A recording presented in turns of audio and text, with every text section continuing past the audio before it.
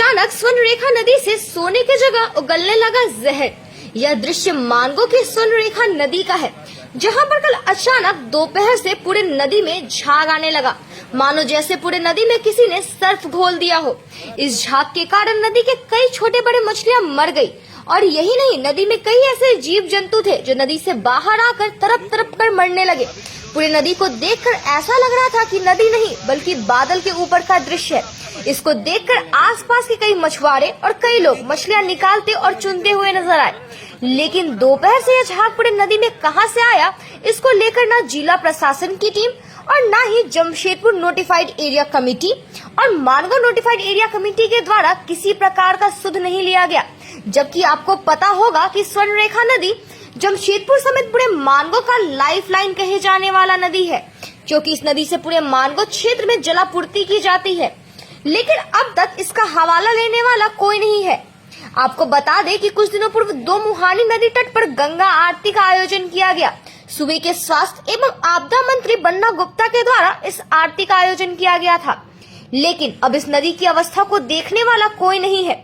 जमशेदपुर के आसपास के कई छोटे बड़े कंपनियों से गंदे पानी का बहाव स्वर्णरेखा नदी पर किया जाता है, लेकिन इस पर किसी प्रकार की कार्रवाई नहीं की जाती है। आपको बताते चले कि इस गंगा आरती के लिए कई लाखों रुपए खर्च कर दिए गए, लेकिन इस नदी में कई दिनों तक बारिश न होने के कारण कई जल कुंभियां हो गई थी, लेकिन इसे साफ तक नहीं कराया गया। प्रचंड गर्मी के बाद बारिश जब जमशेदपुर में हुई तो पूरा नदी झाग से भर गया। सोने उगलने वाली ये नदी अब कोई जहर से कम नहीं है। अब देखना यह है कि जिला प्रशासन और नोटिफाइड एरिया एवं जनप्रतिनिधियों के द्वारा क्या कदम उठाए जाएंगे। और आपको बता दें कि कुछ दिनों पूर्व इसी प्रकार की कई मछलियां साक्षी के जुबली पार्क के जयंती सरोवर लेक में भी मर गई थी, लेकिन अब तक मछलियों के मरने का कारण पता नहीं चल पाया है।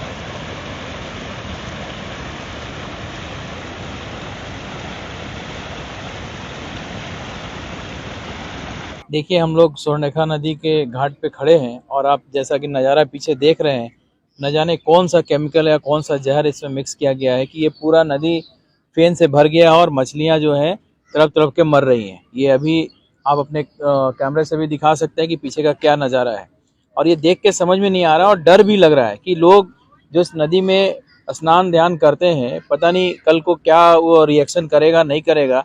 ये सरासर राज्य सरकार की गलती है। राज्य सरकार इस पे एक जरा भी ध्यान नहीं दे रही है।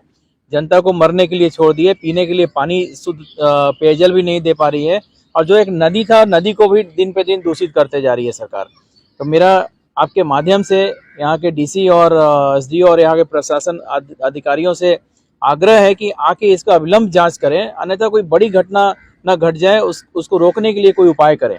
और जैसा कि आप जानते हैं कि हमारे भारतीय जनता पार्टी के मुख्यमंत्री प्रधानमंत्री जी, उनका एक स्कीम है नमामि गंगे, सभी नदियों का साफ करने का जो एक मुहिम पूरे देश में छिड़ा हुआ है, लेकिन झारखंड सरकार इसमें कोई भी अपना सपोर्ट नहीं दे रही है, वो स्कीम भी यहाँ पे चलने नहीं दे रही है। नहीं तो ये स्वर्णरेखा घाट को हम लोग जो कि इतनी महत्वपूर्ण नदी है, लोगों का जीवन लाइन जिसको हम लोग बोलते हैं, लाइफ लाइन बोलते हैं, उस नदी का ये देखिए, लोग भयक्रांत भी है कि मछली तो मरी हुई मछली उठा के लोग लेके जा रहे हैं, लेकिन हम लोग भी आग्रह कर रहे हैं कि आप मछली को ले जा रहे हैं किंतु खाएं ना इसको, क्योंकि ये हो सकता है कि ये जहरीला पदार्थ नदी में कोई डाला गया, किसी ने छोड़ा है, किसी कंपनी ने छोड़ा है या कहीं से भी इसमें आया है। ताकि आप देख रहे हैं इतना फेन हो रहा है, और फेन की वजह से और ऑक्सीजन की कमी की वजह से या जहरीला पानी की वजह से मछलियां मर रही हैं।